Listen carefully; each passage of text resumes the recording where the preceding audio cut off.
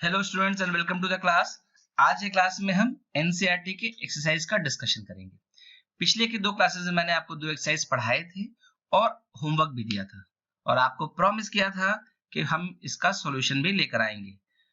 इसमें से बहुत से क्वेश्चंस आप लोगों ने डिस्क्रिप्शन बॉक्स में पूछे हैं, तो मैं कुछ क्वेश्चंस ऑलमोस्ट क्वेश्चन आपके इस चैप्टर का इस एक्सरसाइज 2.1 का डिस्कशन लेकर आया हूँ। ठीक है, तो लेट्स स्टार्ट द क्लास। और पहला क्वेश्चन जो है वो है क्वेश्चन नंबर 1 का पहला पार्ट। आपको करना है 2 - 3/5। आपको इस एलसीएम 2 - 3/5 को सिंप्लीफाई करना है। तो आप क्या करेंगे, 1 और 5 का एलसीएम लेंगे। तो 1 और 5 का एलसीएम क्या होगा, 1 और 5 का एलसीएम होगा 5। तो अगर इसका एलसीएम 5 होगा तो यहाँ इसके नीचे 2/1 है, तो 2 को मल्टीप्लाई करेंगे 5 से, तो 10 - 3/5 7/5 एक इम्प्रॉपर फ्रैक्शन। मैंने बताया था इम्प्रॉपर फ्रैक्शन में न्यूमरेटर डिनोमिनेटर से बड़ा होता है, इसको आप एक मिक्स्ड फ्रैक्शन में कन्वर्ट करते हैं। ठीक है, इसमें और भी पार्ट है, मैं पार्ट 6 एक डिस्कस कर दे रहा हूँ, बाकी एक जैसे हैं आप कर सकते हैं। यहाँ पर देखिए एक मिक्स्ड फ्रैक्शन है 2 2/3 + 3 1/2। तो क्या करेंगे, पहला काम ये करेंगे कि इस मिक्स्ड फ्रैक्शन को पहले आप कन्वर्ट कर ले एक इम्प्रॉपर फ्रैक्शन में। तो 2 2/3 हो जाएगा आपका 8/3, 3 1/2 हो जाएगा 7/2। अब 3 और 2 का एलसीएम 6 है, तो 3 और 2 का एलसीएम 6, तो यहाँ पर 8 × 2 16, 7 × 3 21, तो 16 + 21 37/6 which is equal to 6 1/6। ठीक है, अगला क्वेश्चन हम देख रहे हैं question number 2। Arrange the following in descending order. आपके पास अभी 3 फ्रैक्शन आएंगे और आपको इसे डिसेंडिंग ऑर्डर में, डिसेंडिंग ऑर्डर का मतलब है घटते हुए क्रम में, पहले बड़ा फिर उससे छोटा फिर उससे छोटा, घटते हुए क्रम में अरेंज करना है। ये एक बहुत इंपॉर्टेंट क्वेश्चन है, इसका एप्लीकेशन यूज आगे क्लासेस में भी बहुत बार मिलता है। तो हम क्या करेंगे, सबका डिनोमिनेटर सेम कर देंगे और डिनोमिनेटर सेम करने के बाद जिसका न्यूमरेटर सबसे बड़ा होगा वो नंबर सबसे बड़ा होगा। तो 9 3 और 21 इसका एलसीएम क्या होगा, इसका एलसीएम होगा 63। तो 63 जो है 9 में 7 मल्टीप्लाई करेंगे तो 63 आएगा। तो यहाँ ऊपर नीचे 7 × 7 कर दीजिए, तो ये 2 हो जाएगा 14। ठीक है, यहाँ 21 से मल्टीप्लाई करिए 42 और यहाँ 3 से मल्टीप्लाई करिए 24। मैंने कहा जब डिनोमिनेटर सेम हो जाएगा, जिसका न्यूमरेटर सबसे बड़ा होगा, जिसका न्यूमरेटर सबसे बड़ा होगा वो सबसे बड़ा फ्रैक्शन होगा। तो यहाँ 14 42 और 24 में 42 सबसे बड़ा है, 42 सबसे बड़ा है, फिर 24 है, फिर 14 है। तो लार्जेस्ट नंबर जो होगा डिसेंडिंग ऑर्डर में करना है, तो सबसे बड़ा नंबर 42/63, फिर उसके बाद 24/63, फिर 14/63 और 42/63 किसके बराबर है, 2/3। तो 2/3 फिर 8/21 2/9। बहुत इंपॉर्टेंट है, ध्यान से देख लीजिए।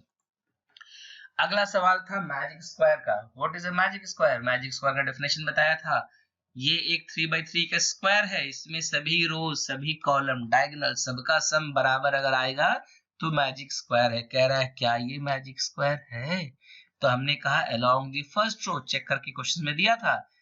एक चीज अच्छा है कि इन सभी में डिनोमिनेटर 11 है, तो अगर आप सिर्फ न्यूमरेटर भी जोड़ेंगे ना तो आपका काम बन जाएगा। तो will just keep on adding the numerator, 4 + 9 + 2 15। तो पहला रो का तो ये आ रहा है, ठीक है, ये तो क्वेश्चन में दिया था। अब हम सेकंड रो का करते हैं। सेकंड रो में क्या है, 3 + 5 + 7 15/11। Sum of third row 8 + 1 + 6 again 15। Sum of first column 4 + 3 + 8 again 15। Sum of second column 9 + 5 + 1 again 15। तो इन सब में तो सेम आ रहा है। उसके बाद देखते हैं sum of third column 2 + 7 + 6 again 15। Sum of first diagonal, sum of second diagonal, sum of first diagonal 4 + 5 + 6, तो 6 4 10 + 5 15। Sum of second diagonal 2 + 5 + 8। यानी हमने क्या देखा, हमने देखा since the sum of fractions in each row in each column and along the diagonals are same, therefore it is a magic square। यहाँ पर हमने देखा हर फ्रैक्शन के सभी रो में और सभी कॉलम में जो सम है और डायगोनल्स में भी जो सम है वो सेम आ रहा है, इसलिए ये मैजिक स्क्वायर है। एक्सरसाइज 2.1 में अगला क्वेश्चन देखते हैं। क्वेश्चन नंबर 4, एक रेक्टेंगुलर शीट है पेपर का 12.5 centimetre long and 10 2/3 centimetre wide. Find its perimeter. आपके पास एक रेक्टेंगुलर शीट है whose length and breadth are given. You have to find its perimeter. आपको उसका पेरीमीटर निकालना है। To find the perimeter of this rectangle, what will do? You know the perimeter of a rectangle is equal to 2 into length plus breadth. आप इस बात को जानते हैं कि एक रेक्टेंगल का पेरीमीटर जो है 2 into लेंथ प्लस ब्रेड्थ होता है। तो आप इसमें जब इसको सिंप्लीफाई करेंगे तो पहला काम ये करेंगे साहब, ये जो मिक्स्ड फ्रैक्शन है ना, इसको कन्वर्ट कर देंगे इम्प्रॉपर फ्रैक्शन में। तो ये देखिए, जो 12/1/2 है ना, ये हो जाएगा 25/2, और 10/2/3 है ना, तो 10×3 = 30 + 2 32/3। तो इन दोनों को जोड़िए, लेंथ प्लस ब्रेड्थ, देखिए फॉर्मूला है 2 into length plus breadth into 2, तो 25/2 + 32/3 into 2। सिंप्लीफाई करेंगे, एलसीएम 6 हो जाएगा, 25 into 3 + 32 into 2, तो ये 75 + 64 हो जाएगा। तो 2 into 139/6, ये जब आप इसको डिवाइड करेंगे तो ये हो जाएगा 139/3, which is equal to 46 1/3 centimetre. याद रखिएगा, बहुत से बच्चे यूनिट में आकर गलती करते हैं। जब आप पेरीमीटर निकालते हैं, perimeter is basically the length of the rectangle. अगर स्क्वायर का पेरीमीटर निकालना है तो लेंथ ऑफ द स्क्वायर, ये हमेशा लेंथ होता है। लेंथ का यूनिट होगा मीटर, मिलीमीटर, सेंटीमीटर, किलोमीटर, ठीक है। लेकिन अगर आपको एरिया निकालना होगा तो एरिया आएगा centimetre square, millimetre square, kilometre square, metre square, ठीक है। तो ध्यान रखिएगा, अगर आपने क्वेश्चन सही सॉल्व किया और यूनिट गलत कर लिया तो 1/3 नंबर कट सकते हैं आपके। ये भी देखिए फ्रैक्शन में है। अगला सवाल फिर से निकालना है पेरीमीटर। एक फिगर है, इसका पेरीमीटर आपको निकालना है। यहाँ पर देखिए एक ट्रायंगुलर पार्ट है और इधर नीचे में एक रेक्टेंगुलर पार्ट है। ये 5/2 सेंटीमीटर है, ये 3/5 सेंटीमीटर है, 2/3/5 सेंटीमीटर है। आपको क्या करना है, ट्रायंगल ए बी ई, इसका पेरीमीटर निकालना है, और rectangle B C D E, इस रेक्टेंगल का भी पेरीमीटर निकालना है, ठीक है। आपको इन दोनों का पेरीमीटर निकालना है और बताना है किसका पेरीमीटर ज्यादा है। देखिए, इस ट्रायंगल का बेस जो है बीई और इस रेक्टेंगल का एक साइड बी कॉमन है, तो यहाँ पर ट्रायंगल का एक साइड डी 7/6 है और एक साइड दिया है 2 3/4, और ट्रायंगल की तो तीनों साइड दिए हैं। तो पेरीमीटर निकालने के लिए किसी भी फिगर का जो उसके साइड्स है उसका सम कर देते हैं, बस ये काम करेंगे। तो एक बार पहले हम लोग ट्रायंगल के लिए करेंगे। ट्रायंगल में ए बी दिया है 5/2, बी दिया है 2 3/4 और ए दिया है 3 3/5 सेंटीमीटर। तो perimeter of triangle A B निकालने के लिए A B plus B E plus A, तो 5/2 तो ठीक है भाई, ये तो शरीफ आदमी है। 2 3/4 को हम सिंप्लीफाई पहले करेंगे तो 11/4 होगा, 3 3/5 होगा, 3 3/5 5 into 3 15 प्लस 3 18 18/5, तो 5/2 प्लस 11/4 प्लस 18/5, ठीक है। इसका एलसीएम हो जाएगा 5 4 और 2, इसका एलसीएम मैंने पढ़ा है क्लास में आप लोगों को, इसका एलसीएम हो जाएगा 20। तो यहाँ 5 मल्टीप्लाई होगा 10 से तो 50, 4 मल्टीप्लाई होगा 5 से तो 55, और 5 मल्टीप्लाई होगा 4 से तो 72, तो 50 प्लस 55 प्लस 72 177/20। इसे आप एक्सट्रैक्शन में करेंगे तो 20 into 8 160 प्लस 17, तो the perimeter of triangle ABE is 817/20। ये आपने देखा ट्रायंगल का पेरीमीटर। अब हम देखेंगे जो रेक्टेंगुलर पोर्शन है उसका पेरीमीटर। पिछले क्वेश्चन में भी देखा, एक रेक्टेंगल का पेरीमीटर होता है 2 into लेंथ प्लस ब्रेड्थ। वही फॉर्मूला यहाँ भी करेंगे। बी दिया है 2 3/4, ईडी दिया है 7/6, 2 3/4 हो जाएगा आपका 11/4, 7/6 हो जाएगा, 7/6 ऑलरेडी ठीक है, ये इम्प्रॉपर फ्रैक्शन है। तो 2 11/4 प्लस 7/6, तो 4 और 6 का एलसीएम 12। तो यहाँ 11 को मल्टीप्लाई करेंगे 3 से तो 11 into 3 33, 6, तो इसको 7 को मल्टीप्लाई करेंगे 2 से 14, तो 33 प्लस 14 47, और 2 जो है 12 को काटेगा 6, तो 47/6 75/6, तो पेरीमीटर जो है 75/6 आ रहा है, और ट्रायंगुलर पार्ट BCDE का पेरीमीटर है 7/5/6।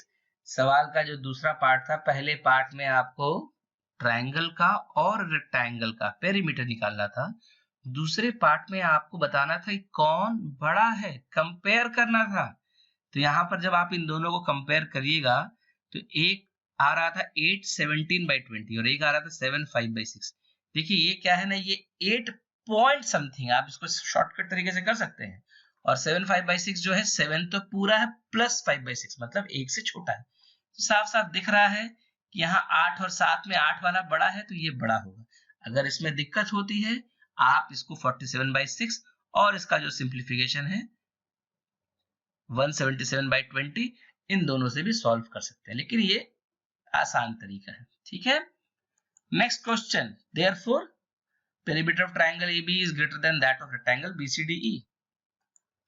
Next question is question number 7. Ritu ate 3 parts of an apple and the remaining apple was eaten by her brother Somu. How much part of the apple did Somu eat? Who had the larger share? By how much? सवाल कहता है कि एक Apple का 3/5 part जो है वो रितु खा लेती है, और जो रिमेनिंग पार्ट है वो उसके भाई सोमू को मिलता है। कह रहा है कि how much part of the apple did Somu eat, Somu जो है उस एप्पल का क्या फ्रैक्शन ईट करता है और किसे ज्यादा शेयर मिलता है और कितना ज्यादा मिलता है। तो इसको हम एक एक काम करके देखते हैं कि the part of the apple eaten by Ritu is given as 3/5। तो हमेशा देखिएगा ये जो एप्पल है वो एक है, उसमें 3/5 जो है रितु ने खा लिया, तो उसमें से जो पार्ट सोमू खाएंगे वो होगा, सोमू खाएगा वो होगा 1 - 3/5। पहले क्वेश्चन जैसा है, सिंप्लीफाई किया हमने, एलसीएम लिया 5 - 3 2/5। तो भाई ऐसा है कि रितु 3/5 खा रही है और सोमू 2/5 खा रहा है।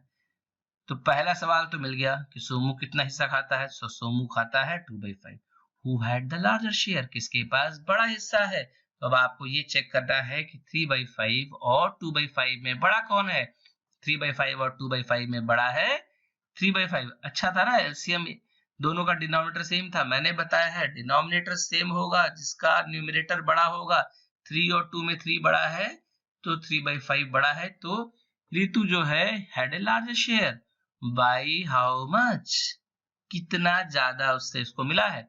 इन दोनों का डिफरेंस ले लीजिए, तो 3/5 - 2/5 तो 1/5 पार्ट, यानी रितु's part is 1/5 more than the Somu part. अगर समझ में नहीं आया मैं फिर से समझाता हूँ। एक एप्पल है 3/5 किसके पास गया, रितु के पास। तो पूछ रहा है कि बचा हुआ सोमू खाया, तो सोमू कितना खाया, 1 - 3/5 कर दीजिए। 1 - 3/5 2/5। पूछा जा रहा था कौन बड़े हिस्से का हकदार बना, तो यहाँ पर 3/5 और 2/5 में जो बड़ा होगा वो बड़े हिस्से का हकदार है। तो भाई जाहिर सी बात है 3/5 बड़ा है, तो रितु ने बड़ा हिस्सा खाया। कितना बड़ा खाया दूसरे से, बाय हाउ मच। तो हम 3/5 - 2/5 करेंगे इज इक्वल टू 1/5। ठीक है, क्लियर है। अगला सवाल, Michael finished colouring a picture in 7/12 hour.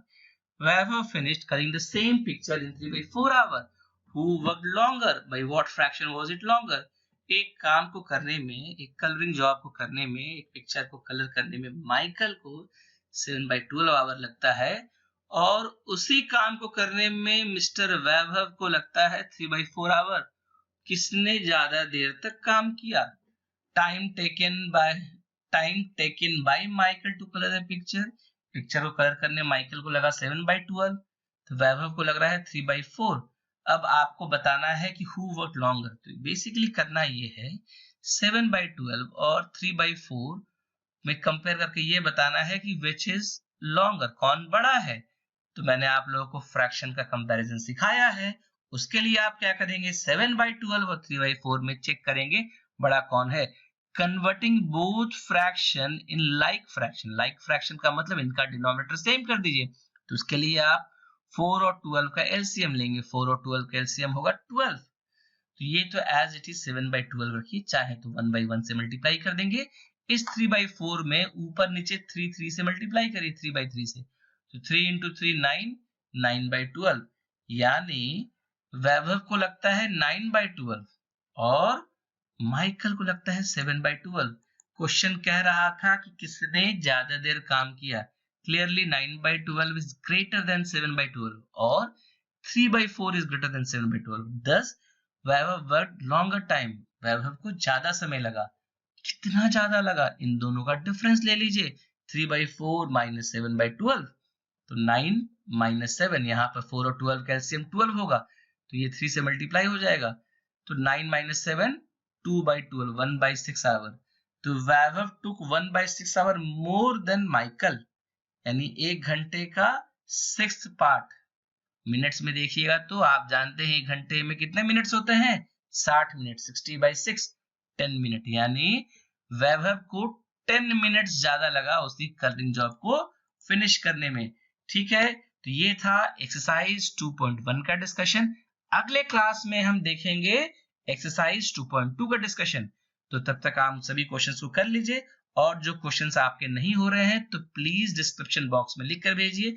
इसमें से कोई क्वेश्चन नहीं कर पा रहे हैं तो वो भी डिस्क्रिप्शन बॉक्स में बनाइए। और यदि अभी तक आप लोगों ने हमारे चैनल अपराइज एकेडमी को सब्सक्राइब नहीं किया है तो प्लीज सब्सक्राइब कर लीजिए। आप बच्चे ही हमारी हिम्मत है, और इसी वजह से हम और अच्छे वीडियोस लेकर आपके लिए आएंगे। Thank you very much, happy learning.